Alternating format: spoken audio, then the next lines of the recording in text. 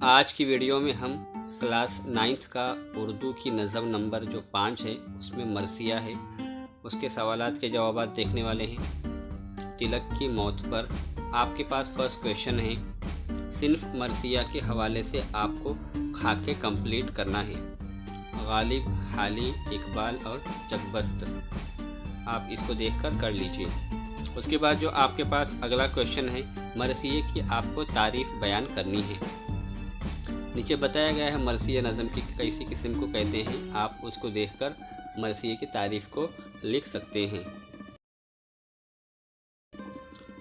اس کے بعد میں آپ کے پاس جو اگلا سوال آنے والا ہے، ذیل کے بیان سے متعلق موضوع شعر لکھے۔ نیچے کچھ بیانات دیے گئے ہیں، 3 بیانات ہیں، آپ کو تینوں کو ایک ایک کر اس کے حساب سے جو شعر فٹ بیٹھتا ہے آپ کو لکھنا ہے۔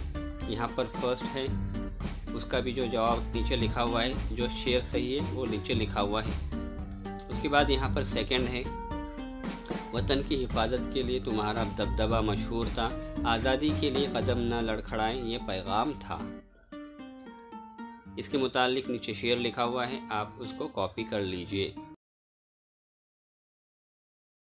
اس کے بعد یہاں پر آپ کے پاس تھرڈ ہے، اب تمہیں یاد کر کے اہل وطن روئیں گے اور دشمن سکون کی نیند سوئیں گے۔ اس طرح سے نیچے یہاں پر جا کر آپ کا تینوں شعر جو ہے وہ کمپلیٹ ہو جائیں گے۔ اس کے بعد میں جو اگلا سوال ہے، الفاظ اور ان کے معنی مناسب آپ کو جوڑیاں لگانی ہیں۔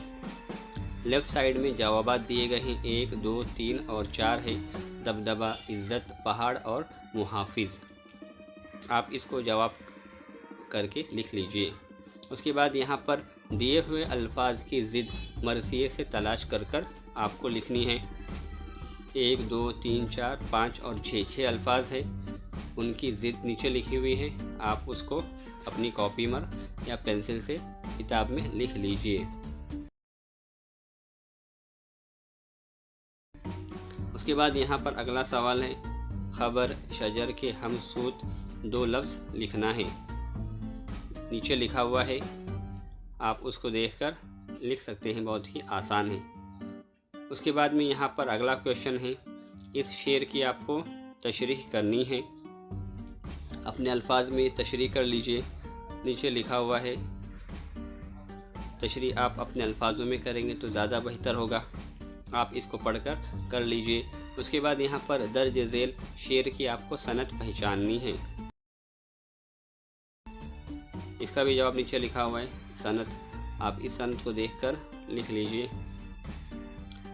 اس کے بعد میں آپ کے پاس جو نیکسٹ کویشچن ہے وہ ہے، لفظ مظلوم سے اسم فاعل اور فعل بنائیے۔